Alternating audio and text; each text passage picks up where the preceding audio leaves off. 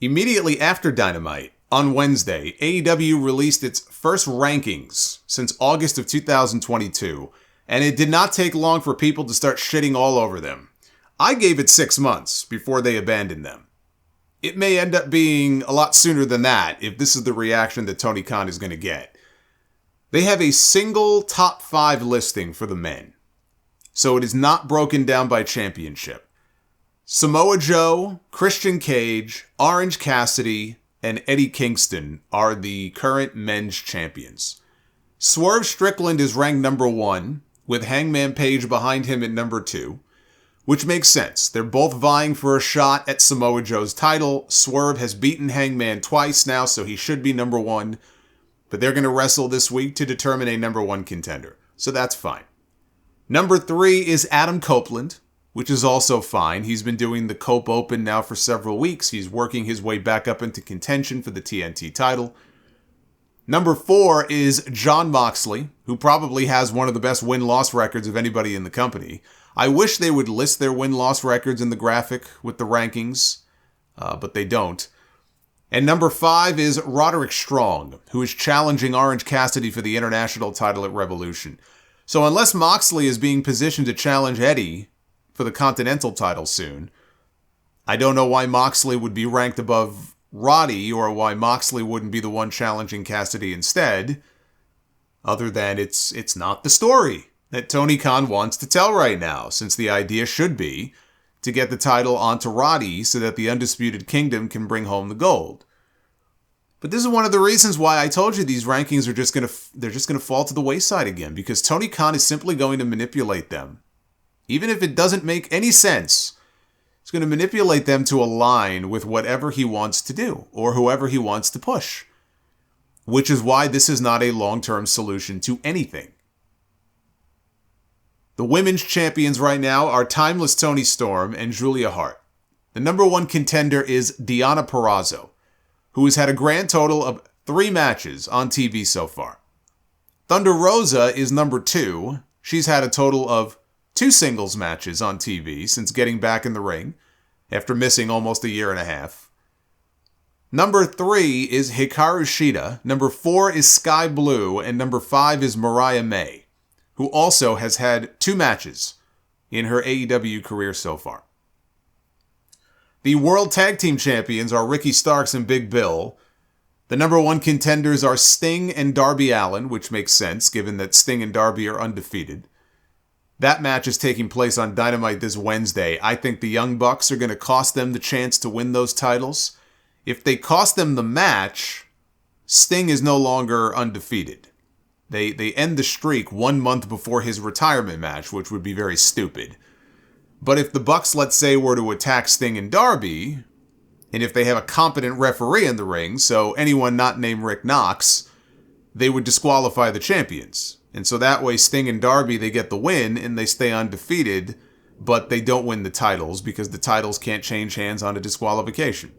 I think that's the play here. After the Bucks said that they would have to try a different way to get Darby's attention when he kind of blew them off on Wednesday, I think that's what's going to happen.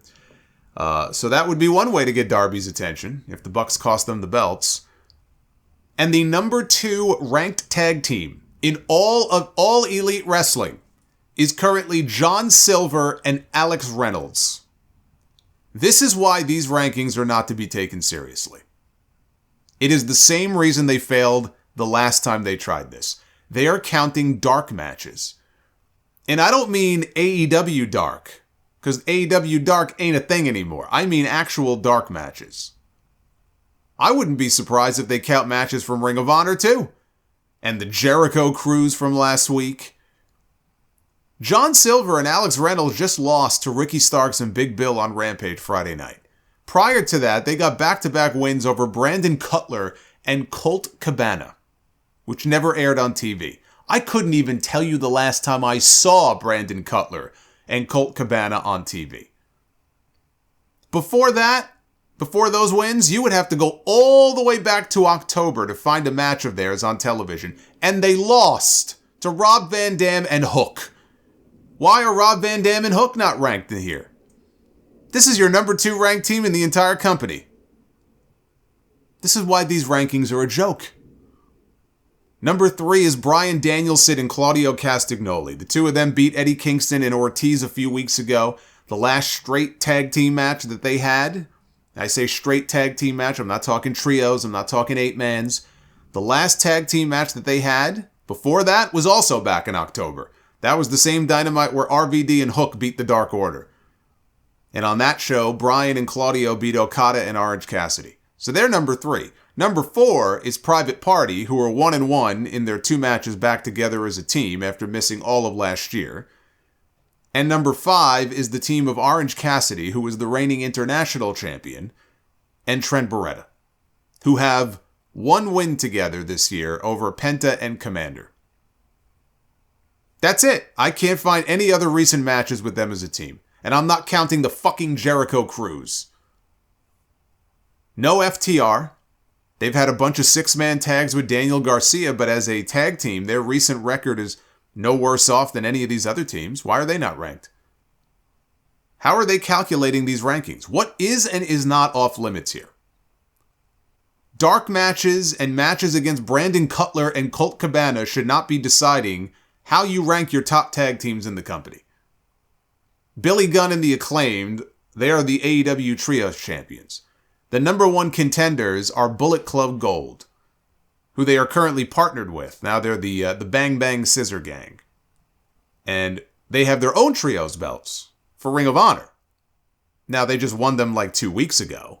But they have not made a single appearance on Ring of Honor television to my knowledge. They've been taping matches for the show on Honor Club.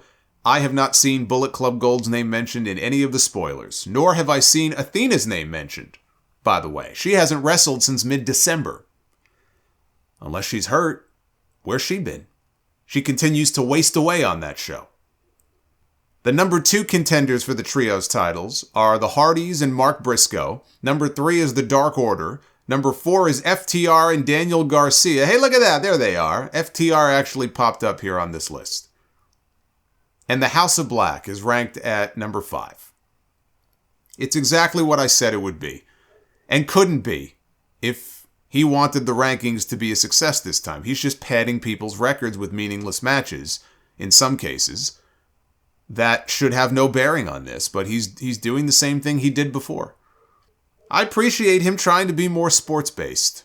That's what he was trying to do with the Continental Classic. Now he's extending it back to the rankings. This is not going to work.